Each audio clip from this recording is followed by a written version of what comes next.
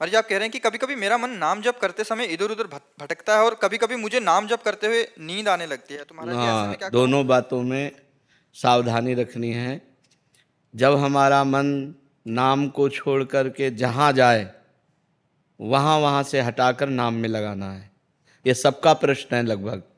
ये सबका प्रश्न है कि मेरा मन जब भजन में हम बैठते हैं तो भागता है।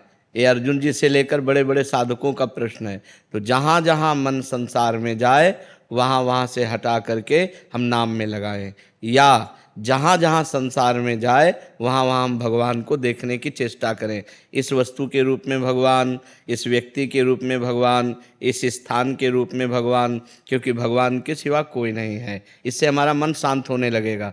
जहाँ जहाँ जाए वहाँ से हटा के नाम में लगाना, या जहाँ जहाँ जाए वहाँ भगवान को देखना। और तीसरी बात, अगर हम कुछ नहीं कर पा रहे हैं तो नाम पर ध्यान दें। तो हमारे मन से सब कूड़ा करकट निकल रहा है। जो गंदी बातें हमारे मन में भरी थी वो सब डिलीट हो रही हैं नाम जप के द्वारा। ऐसी भावना करें तो मन निर्मल होकर, ये 3 साधन बताए, इससे मन आपका एकाग्र होने लगेगा। रही नींद की बात, तो भोजन पर ध्यान दीजिए। भोजन सात्विक होना चाहिए। प्याज, लहसुन, मांस, मदिरा, अभक्ष्य भोजन, ये सब अगर त्याग कर दोगे तो शतोगुणी भोजन और 6 घंटे की निद्रा। अगर आप जो नींद ले रहे हैं वो 6 घंटे तो होना चाहिए। स्वस्थ शरीर के लिए 6 घंटे आवश्यक है।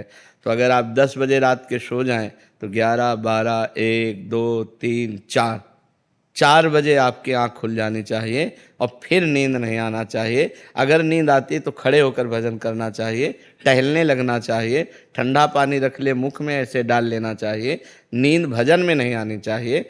नींद को नींद के समय में अच्छे से दे दो, 6 घंटा सोने के लिए दे दो, और इसके बाद फिर उससे लड़ाई लड़ो।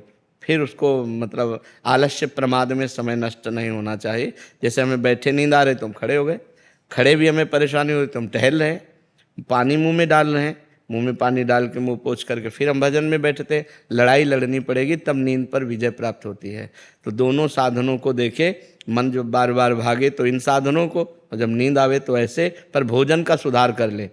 तमोगुणी भोजन पाने से फिर भजन में नींद आएगी।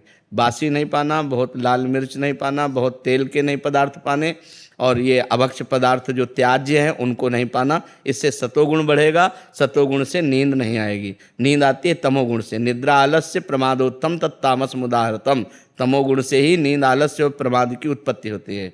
वही हमें परेशान करता है। तो सतोगुणी भोजन पावें और थोड़ा भोजन पावें। अब दबा के यहाँ तक भोजन पाया तो फिर तमोगुण तो हो ही जाएगा।